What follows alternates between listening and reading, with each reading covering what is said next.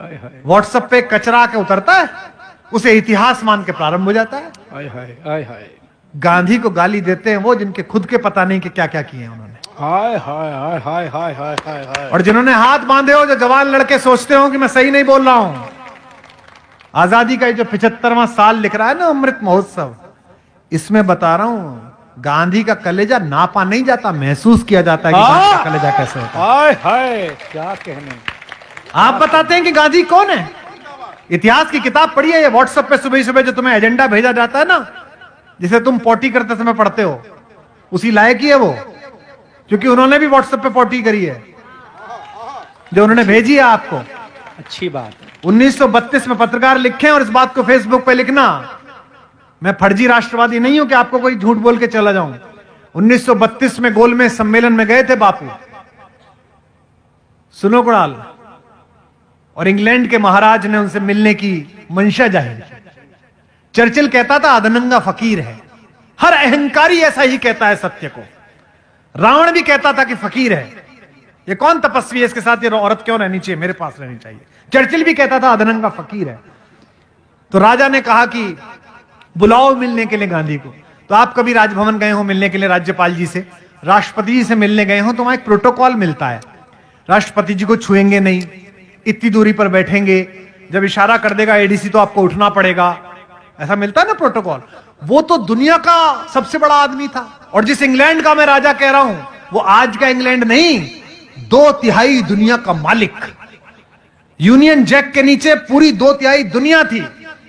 उसके एडीसी ने लिखकर भेजा कि ग्रे कलर का कोट या ब्लैक कलर का कोट पहनकर आप आए। गांधी पहुंचे, बकिंगम पैलेस के अंदर बग्घी गई, दरवाजा खोला गया तो हिंदुस्तान का 156 इंच का सीना अकेली एक धोती में, यूं ही अधनंगा। एडीसी ने जाकर कहा अंदर जाके कि साहब वो तो कपड़े पहन के नहीं आया। तो जॉर्ज पंचम बोला कि चर्चिल कहता तो था नंगा है, पर इतना नंगा है।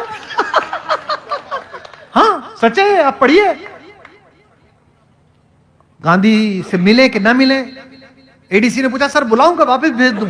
राजा को मस्खरी सूझी। राजा ने कहा देखे तो सही कौन आदमी है, पूरा देश खड़ा कर दिया आपने पीछे। उसने कहा बुलाओ अंदर। आया। दुनिया के सबसे बड़े आदमी के सामने हिंदुस्तान का सबसे कमजोर आदमी खड़ा है, और जिस हत्यारे को तुम महिमा मंडित करते हो वो नपुंसक था। 28 साल की उम्र में उसने एक बूढ़े अशक्त को गोली मारी। मर्द का बच्चा था तो किसी अंग्रेज में गोली मारता। हाय हाय हाय। मर्द का बच्चा था तो मारता किसी ऐसे आदमी को गोली। राम नाम जपते हुए एक बूढ़े को गोली मारकर आप उसे क्रांतिकारी बता रहे हैं। क्या बात। मैं जो टिप्पणी पढ़ रहा हूं सुनेगा, बैठिए आप विराजिए। मैं बहुत बहुत आपका आभार व्यक्त करता हूं, बहुत धन्यवाद। ये मैं इसे आपका प्रेम समझ के लगा लेता हूं। और राजा ने पूछा मुस्कुराते हुए गांधी से, एक धोती में गांधी खड़ा है, ब्लैक एंड व्हाइट में, सोच के देखना वो दृश्य है। आज ये जरा जरा सी बात पर अमेरिका के सामने घिग्गी बांधने वाले, चीन के सामने घुटने टेक देने वाले, जरा जरा सी घुड़की पे बिल में अंदर घुस जाने वाले नेतृत्वों से पूछना चाहता हूं, चाहे इनकी सरकार का हो चाहे उनकी सरकार का हो। 1932 में गांधी खड़ा है इंग्लैंड में राजा के महल में अकेला। राजा ने पूछा well mister Gandhi, where are your clothes, तुम्हारे कपड़े कहां गए? बिना कांपे, यूरेनियम से बने हुए, प्लेटिनम से बने हुए, डायमंड से बने हुए सीने वाले हिंदुस्तान के सबसे बड़े फकीर ने कहा, जो सेंटेंस बोला उसे बोलने के लिए कलेजा चाहिए, नापने के लिए नहीं, महसूस करने के लिए। उसने कहा, हिंदी में सुनाता हूं जो अंग्रेजी में कहा, नॉट इवन माइन, तुम्हारे कपड़े कहां गए? उसने कहा मेरे छोड़ो महाराज, मेरे पूरे देश के कपड़े तो चुरा कर आपने पहन लिए। इसके लिए कलेजा चाहिए। आपका चाचा अच्छा हो सकता है, आपके बाप अच्छे हो सकते हैं, पर इससे मेरा बाबा बुरा कैसे हो गया यार? आप अजीब आदमी है भाई। क्या कहने। मेरी बेटी मुझसे पूछ रही थी कल, ओके अच्छा tell me who is the best prime minister till date. उसे लगा कि प्रधानमंत्री जी मेरे मित्र हैं तो मैं प्रधानमंत्री जी बोलूंगा। मैं आपको बताता हूं देश का सबसे अच्छा प्रधानमंत्री कौन हुआ। सभी ने अच्छा काम किया। नेहरू जी ने IIT IMD अच्छा काम किया, इंदिरा जी ने प्रीवी पर्स खत्म किया, बैंकों का राष्ट्रीयकरण अच्छा काम किया, राजीव गांधी कंप्यूटर लेके आए तो बहुत अच्छा काम किया, अटल बिहारी वाजपेयी गठबंधन कैसे चले इस देश को सिखाया, नरेंद्र मोदी ने बहुत अच्छा काम किया, सबने अच्छा काम किया। लेकिन दोस्तों इस देश का सबसे ताकतवर प्रधानमंत्री था 5 फुट 4 इंच का। हाय हाय।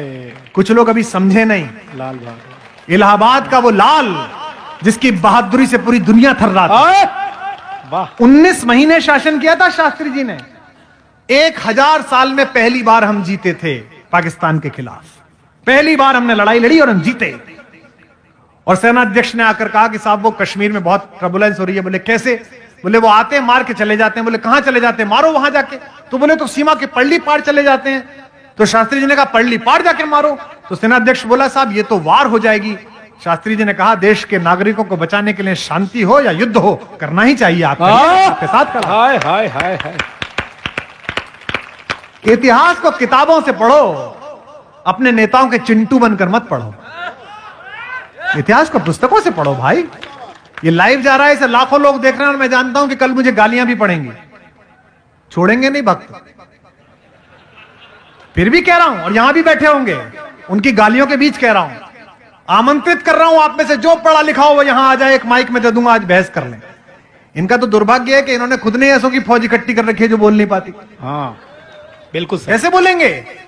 जनरल अयूब 6 फुट 2 इंच का था। एक संवाददाता थे बीबीसी के, मार्क टली। कितने लोगों को नाम याद है उनका? पुराने लोगों को। हाय हाय हाय। बीबीसी में मार्क टली थे, पुराने लोगों को याद होगा। हिंदी बहुत अच्छी बोलते थे।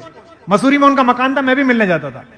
तो जनरल अयूब से पूछा, हिंदुस्तान पाकिस्तान के बीच जंग का आसार था और समझौता होना था, हमारी वार्ता होनी थी। तो जनरल अयूब से मार्क टली ने पूछा कि जनरल अयूब वो इंडिया के साथ आपका बात होगा तो कैसे होगा? वो शास्त्री जी से आपका बात होगा। तो अहंकार में डूबा हुआ पाकिस्तान का खूंखार शासक बोला, मैं 5 फुट 2 इंच, वो शास्त्री 5 फुट 4 इंच, वो मुझसे क्या बात करेगा? कितना अहंकार था। भारत आए, साउथ ब्लॉक में प्रधानमंत्री कार्यालय से अपनी सफेद एम्बेसडर कार में शास्त्री जी फाइल लेके चढ़ रहे थे। मार्क टली दौड़ते दौड़ते गए, शास्त्री जी जनरल अयूब कहते हैं कि वो 6 फुट 2 इंच के, आप 5 फुट 4 इंच के। लड़ाई होने वाली है, लड़ाई के बाद आप दोनों क्या बात करेंगे? बोले वो मुझसे क्या बात करेगा? शास्त्री जी ने मुस्कुराते हुए विनम्रता से जो जवाब दिया वो आपकी हथेलियां गर्म कर देगा। शास्त्री जी ने कहा, जनरल साहब ठीक कहते हैं, लड़ाई पूरी हो जाने दीजिए, हम दोनों मिलेंगे, जरूर मिलेंगे, लेकिन हश्र ये होगा कि वो नजर झुकाकर बात कर रहे होंगे और मैं नजर उठाकर बात कर रहा हूं। क्या बात है, क्या कहने। ऐसे लोग हमने पैदा किए इस देश कहने। वाह वाह क्या संस्मरण है। वाह वाह वाह वाह। पाकिस्तान के 2 टुकड़े करने वाली महियसी श्रीमती इंदिरा गांधी हमने पैदा की। आप उससे भी महान काम करें। ईश्वर करे कि पाक अधिकृत कश्मीर आप भारत को दिला दें। हम आपके सम्मान में भी कविताएं लिखेंगे। हम आज से 20 वर्ष बाद आपके संबंध में भी ऐसा करेंगे। लेकिन एक बात ध्यान रखना, आखिरी बात कहकर कविता पढ़ता हूं, जो पीढ़ी अपने इतिहास को गाली देती है उसे वर्तमान भी मार्ग नहीं देता और भविष्य भी उसके लिए रास्ता। मेरे दादा ने 18 बीघे की छोटी सी खेती करके गरीबी में वक्त काटा। मेरे पिताजी ने प्रोफेसर बनके उसी गांव में एक पक्का मकान बनाया। मैंने हिंदुस्तान का सबसे महंगा कवि बनकर उसी गांव में एकड़ों में फैला हुआ फार्म हाउस बनाया। आज मैं उस फार्म हाउस में बैठकर अपने दादा को गाली दूं कि उस पर एक कच्चा ही मकान बन पाया तो मैं एक नीच पोता हूं और एक खराब भारतीय। अच्छी बात है, अच्छा बात है, अच्छी। तब कविता पढ़ रहा हूं। स्वागत।